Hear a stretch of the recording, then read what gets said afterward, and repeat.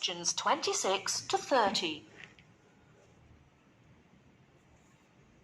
And of course, remember that a family influences the size of the property. There are, of course, various types of houses.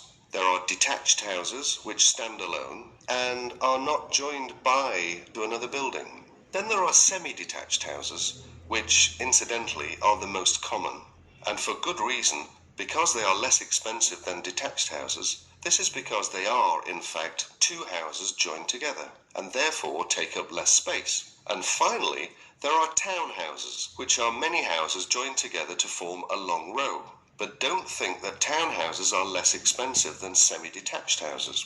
They rarely are. This is because they are usually built in cities where the prices of property is very expensive indeed.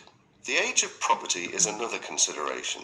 If you're considering buying an old house, beware. You may be faced with expensive repairs and renovation bills. So have the house thoroughly checked by a professional surveyor before you decide to buy. But then again, there are things you can look for yourself. Things such as the condition of the woodwork, especially doors and windows that can be expensive to replace.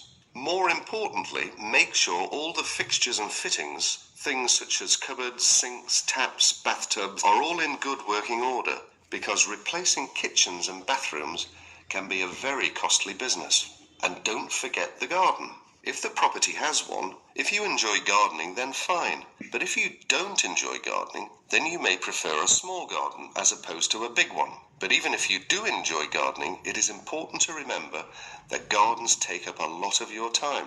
So keeping a garden in good order may be very difficult if you work long hours. One final thing is the general feel of the place. Does it have a good atmosphere? And most importantly of all, would you feel comfortable living there?